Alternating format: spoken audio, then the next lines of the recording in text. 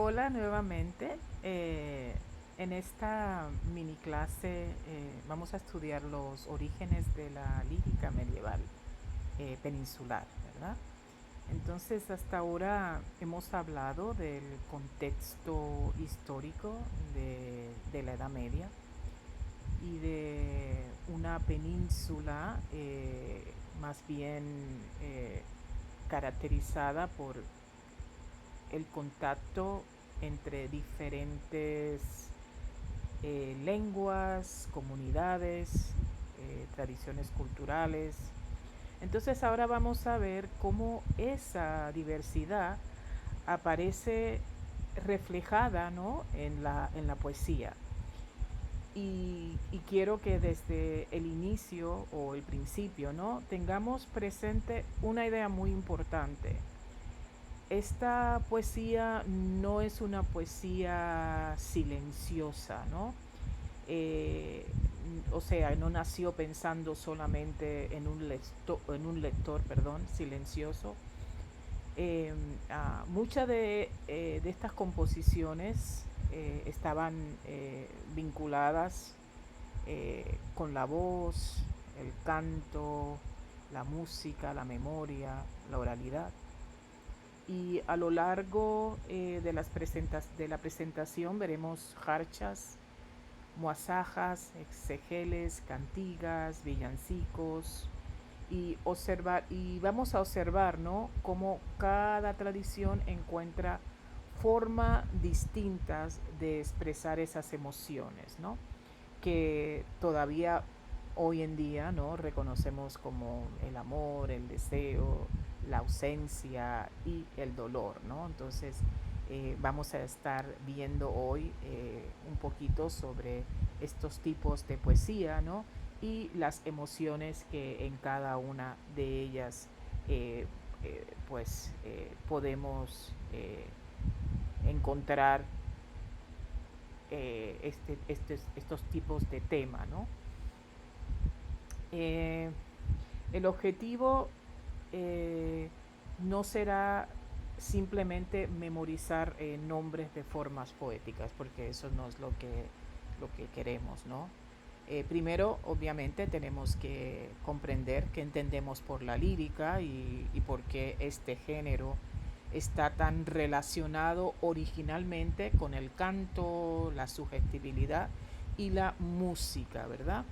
Entonces, después vamos a distinguir las tres grandes tradiciones, ¿no?, peninsulares, que eran la arábigo-andaluza, la gallego-portuguesa y la castellana.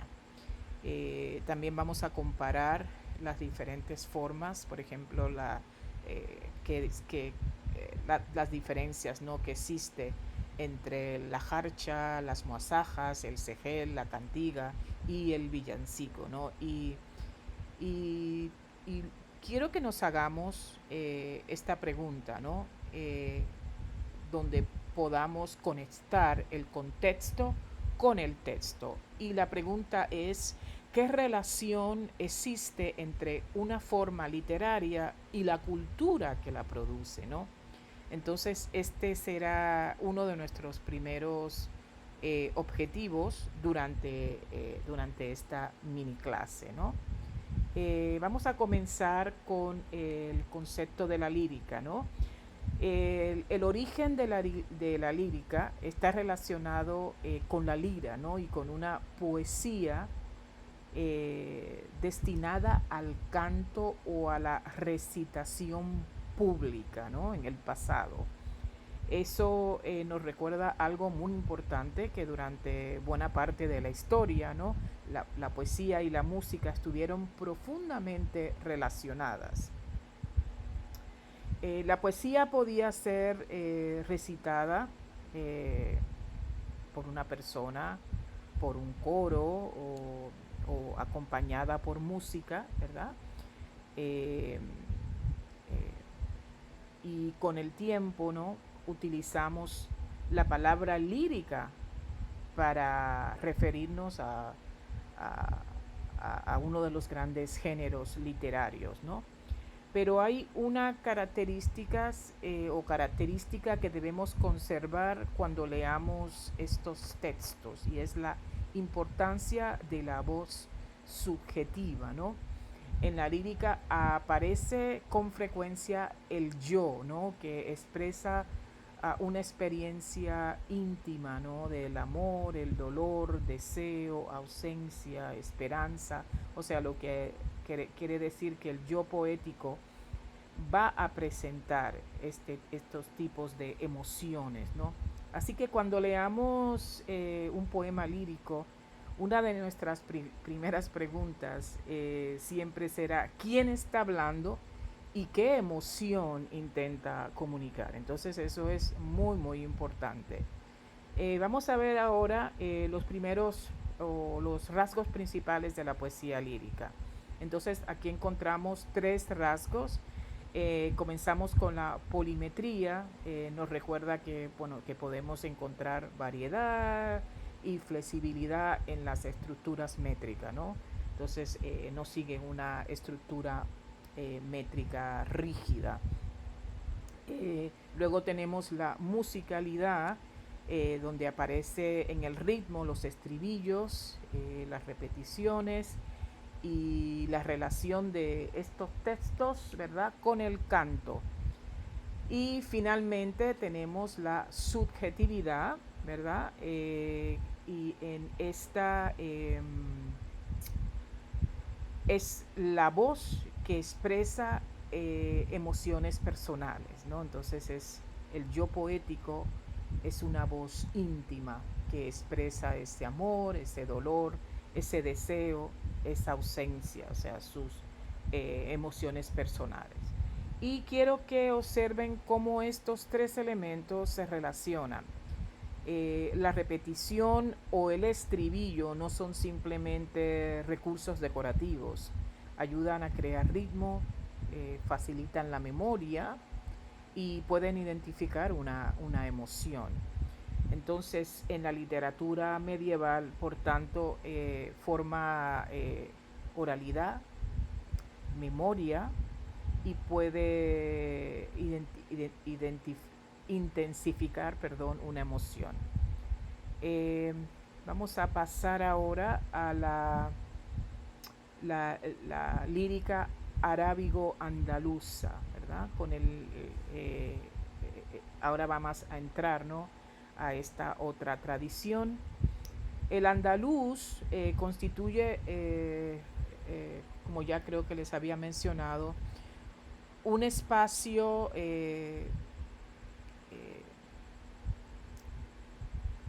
de contacto entre diferentes lenguas, culturas y tradiciones poéticas, ¿no?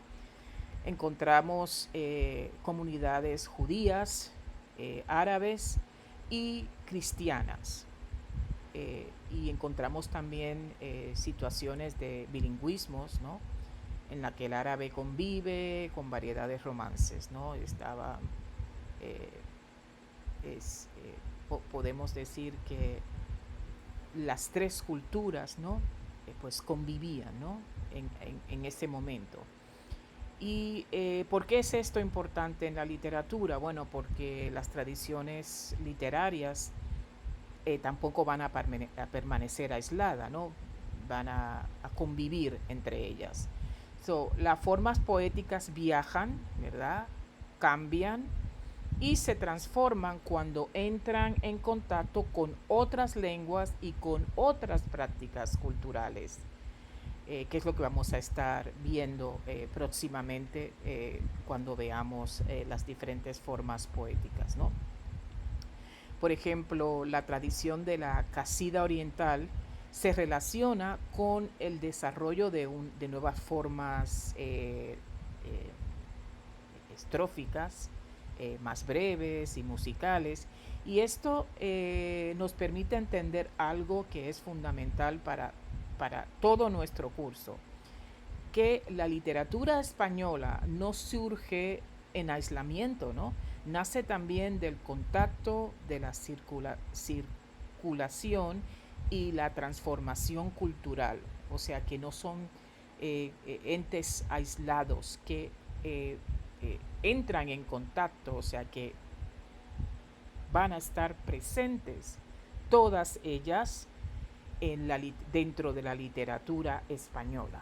Ahora vamos a ver los tres tipos de formas que necesitamos distinguir, ¿no? Tenemos la mozaja, ¿verdad?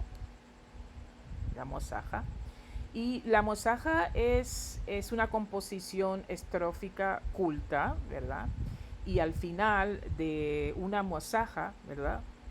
O de muchas mozajas, encontramos lo que llamamos una jarcha, que funciona como un breve remate final, ¿verdad? Y que puede aparecer tanto en árabe, en romance, perdón, o en árabe vulgar, ¿no? Entonces, eso puede ocurrir en una de estas, en esta forma de lírica, la mozaja, que al final termine con una jarcha. La jarcha es especialmente interesante porque con frecuencia encontramos en ella pues una voz femenina que expresa una experiencia amorosa, ¿no? Y vamos a ver un ejemplo siguiente, ¿no? Dentro de esta presentación. El segel está relacionado con esta tradición, aunque no lleva jarcha, y el estribillo tiene una función importante en su organización. Entonces, no quiero que se preocupen ahora por memorizar inmediatamente todas las características estructurales de estos tres tipos de lírica. Eso no es el objetivo, ¿no? Lo fundamental en este momento es reconocer, ¿verdad?, el movimiento que se está produciendo. Entonces la poesía se va a volver estrófica, breve, musical y muy cercana a formas de expresiones populares. Y entonces esto nos va a preparar para leer uno de los ejemplos más interesantes de esta tradición eh, que la jarcha, ¿no? Que es lo que voy a leer o lo que vamos a estar leyendo, ¿verdad? Eh, entonces, vamos a ver. La jarcha eh, es, eh, es la voz femenina, ¿verdad? Y lamento amoroso. Entonces, aquí quiero que hagamos algo diferente. En lugar de explicar eh, o comenzar, ¿no?, explicando el poema, quiero que primero escuchemos su voz, ¿no? Tenemos una voz que dice que su corazón se le va, que siente un gran dolor por el amado y que pregunta cuándo podrá sanar, ¿no? Y antes de analizar estas formas o fechas, ¿no?, pregúntense quién habla, a quién se dirige, qué emoción domina esta pequeña composición. Y fíjense también en algo que puede resultar sorprendente, y estamos ante un texto muy, muy antiguo, pero la experiencia emocional que expresa pues no nos resulta extraña, ¿no? Los temas no son extraños para nosotros. La ausencia del amado, la angustia, la incertidumbre y el deseo de que vuelva son emociones perfectamente reconocibles. Creo que todos hemos pasado por esas emociones. Entonces, aquí aparece una de las razones por las que continuamos leyendo literatura escrita hace siglos, ¿no? El contexto cambia, la lengua cambia, las formas literarias cambian, pero ciertas experiencias humanas siguen permitiéndonos entrar en conversación con estos textos, ¿no? Entonces, cuando analicen una jarcha, por tanto, no se limiten a identificarla como una forma medieval, escuchen la voz que contiene. Entonces, ahora vamos a comenzar aquí. A mí me gustaría leer esta jarcha. Entonces, luego les he puesto tres preguntas de análisis Les voy a dar unos segunditos para ver si la pueden contestar, ¿no? Y luego les voy a dar mis respuestas, ¿no? Eh,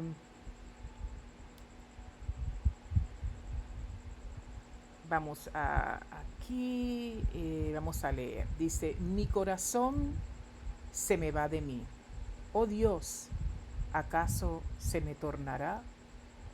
Tan fuerte mi dolor por el amado, enfermo está.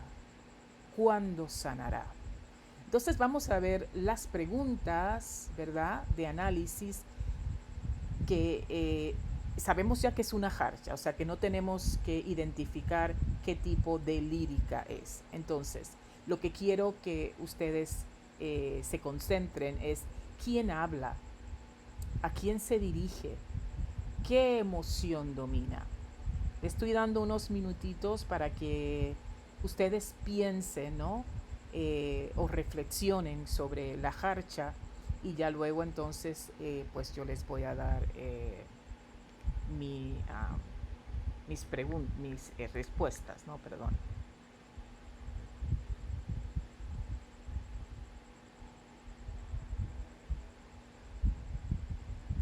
Entonces nuevamente, ¿verdad? ¿Quién habla? ¿A quién se dirige? ¿Y qué emoción domina? Entonces, ¿quién habla, verdad? Habla una voz femenina que expresa su sufrimiento amoroso. ¿A quién se dirige? ¿A Dios o a una figura capaz de escuchar su lamento? ¿Y qué emoción domina? Dolor por la ausencia del amado, ansiedad e incertidumbre, ¿no? Entonces, como pueden ver, una de las ideas claves es que es un texto muy breve, que contiene una voz, ese yo poético, una emoción y una situación intensa. Entonces, la lectura comienza cuando escuchamos esa voz y nos formulamos esas preguntas, ¿no? Entonces es ahí cuando comienza la lectura. Entonces sigamos la lírica gallego-portuguesa, ¿no? Ahora vamos a desplazarnos hacia otra gran tradición peninsular, ¿no? Que es la lírica gallego-portuguesa, las cantigas. Desde finales del siglo XII, el gallego-portugués adquiere un enorme prestigio como lengua de poesía lírica, ¿no? Entonces aquí encontramos una combinación especialmente muy interesante entre tradiciones cultas y tradiciones populares, y también la influencia de la poesía trovadoresca. Durante aproximadamente 2 siglos, esta tradición constituyó uno de los grandes centros de producción lírica en la península, ¿no? Y vamos a encontrar distintos tipos de composiciones.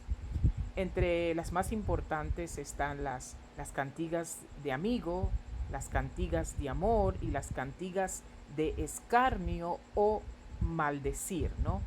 Lo interesante será observar que no todas construyen la misma voz ni representan el amor de la misma manera. Entonces vamos a ver aquí las tres tipos principales, ¿no? Tenemos la cantiga de amigo, ¿no? Aquí está, donde encontramos normalmente una voz femenina. Pues la joven habla del amado, de su ausencia o en ocasiones de los obstáculos que dificultan esa relación, ¿no? Hay algo especialmente interesante, y esa voz femenina ha sido creada por un poeta hombre. Entonces eso es muy interesante, ¿no? Y eso nos permite plantearnos preguntas muy importantes sobre la construcción de la voz poética. Ahora pasemos a la cantiga de amor, ¿verdad? Que encontramos generalmente una voz masculina, como les he puesto ahí, ¿no?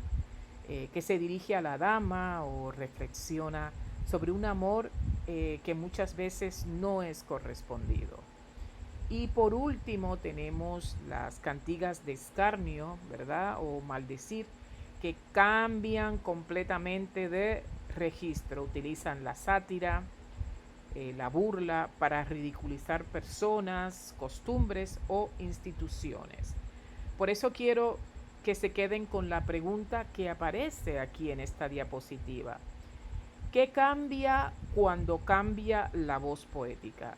No es lo mismo quien habla, desde qué posición habla y a quién se dirige.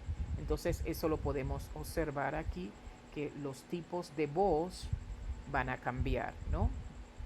Y también lo que se dice.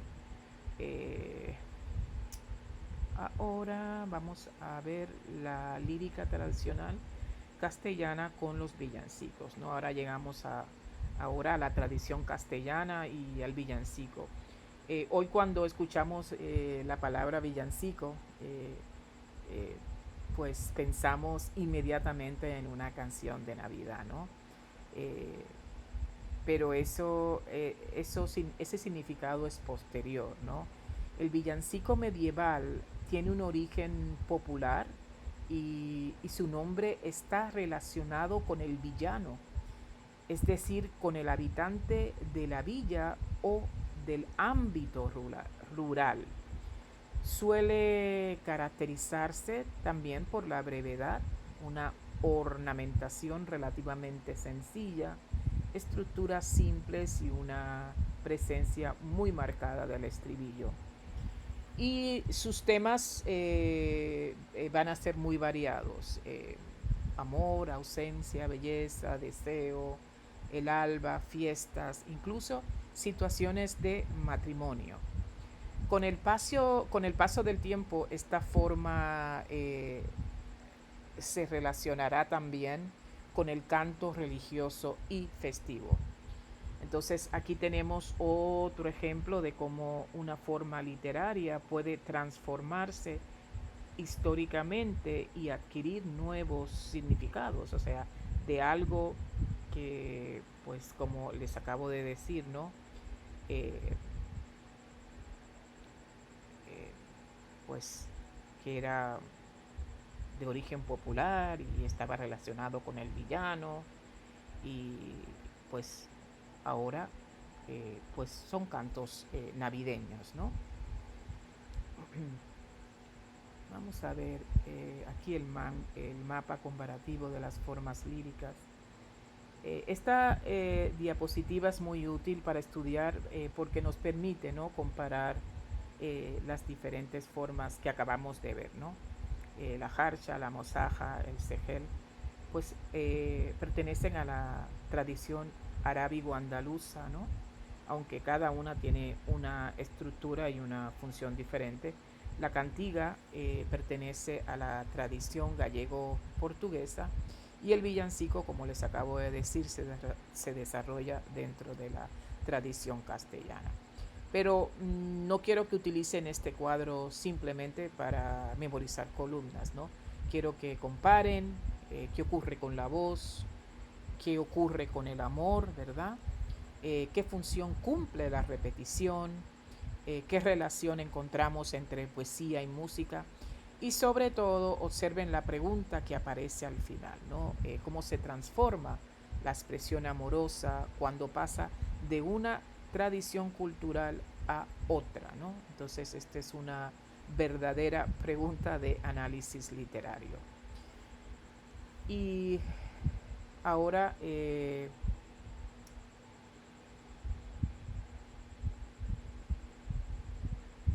cierre, ¿no? Esto es algo que no lo voy a poner como una actividad, ¿no? Pero es simplemente para que reflexionen. Tal vez podría ser algo como extra crédito si lo desean, ¿no? Eh, y esta diapositiva nos lleva directamente al tipo de trabajo que quiero que hagamos en este curso, ¿no? no quiero simplemente que digamos, oh, una jarcha es esto, una cantiga es esto. Eso sería identificar y resumir.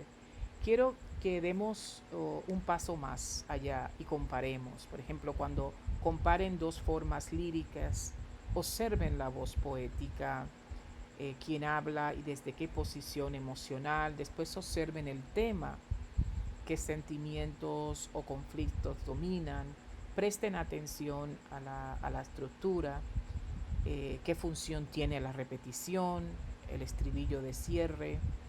eh, y finalmente conecten el texto con su contexto.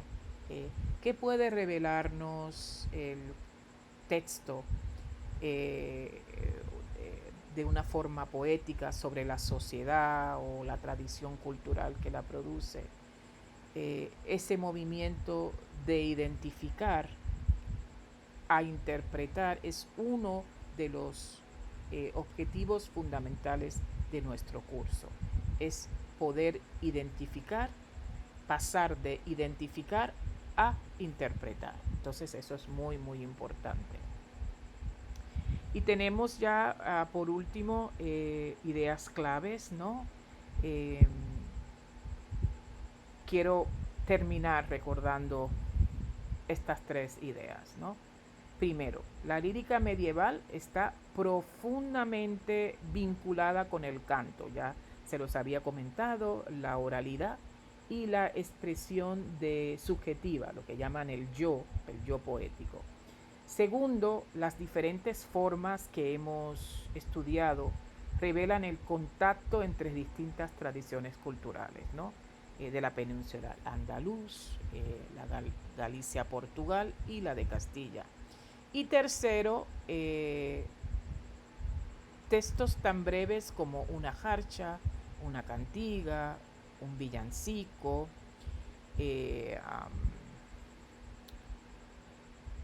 pueden permitirnos estudiar cuestiones enormes, ¿no? Amor, deseo, la ausencia, la voz poética, la música, la comunidad. Entonces, cuando comiencen ahora a leer estos textos, intenten no acercarse a ellos únicamente como palabras impresas en una página. Imagínense también su dimensión oral, imagínense la voz, imagínense en el ritmo, imaginen la repetición y la música. En otras palabras, tratemos de leer y escuchar estos textos como poesía que alguna vez estuvo destinada a cobrar vida a través de una voz. Bueno, entonces aquí los dejo, nos vemos en la próxima lectura y espero que disfruten mucho de los textos asignados para esta semana. Hasta pronto.